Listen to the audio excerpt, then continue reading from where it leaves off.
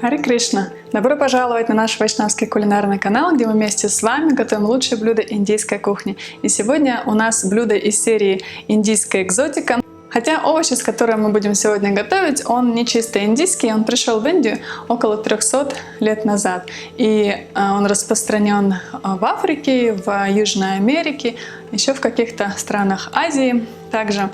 Но так как его готовят индусы, его, наверное, не готовит никто, потому что они готовят его различными способами.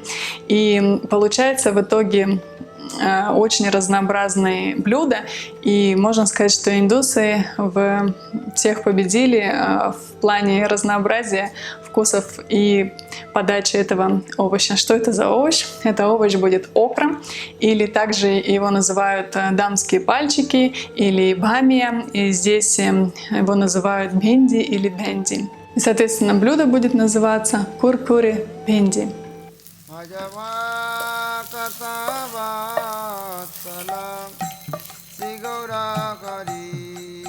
Куркури бенди — это очень такая жареная, хрустящая закуска, и она подается, да, как закуска может подаваться, а также может подаваться как одно из блюд в тали, как одно из жареных блюд.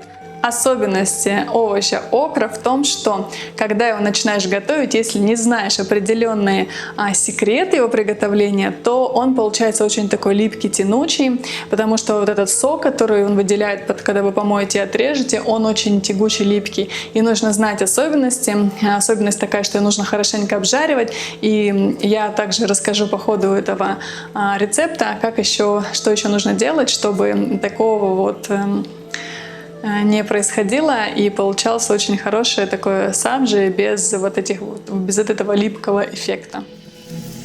Вот так выглядит бамия, она не мыта, сейчас мы ее будем мыть с некоторыми особенностями. Нужно приготовить полотенце или бумажную салфетку, быстро сполоснуть и тут же выложить и осушить. Это очень важно, чтобы бамия не давала липкую свою слизь, липкий сок.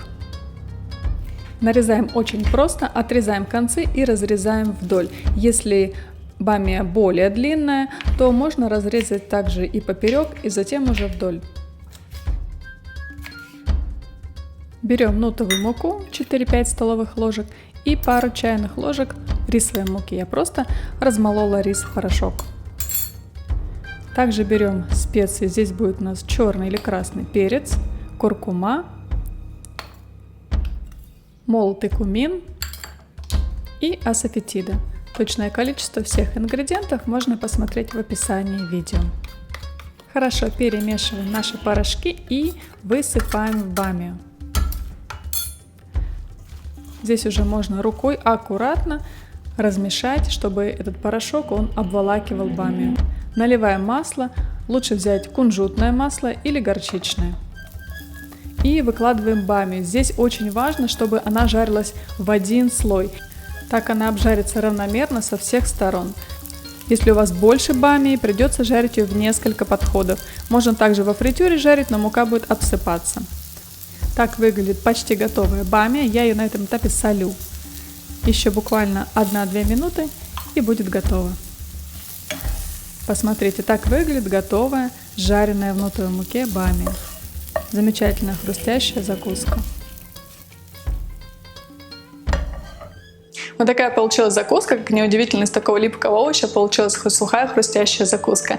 И мы увидимся с вами в новых видео. Харе Кришна!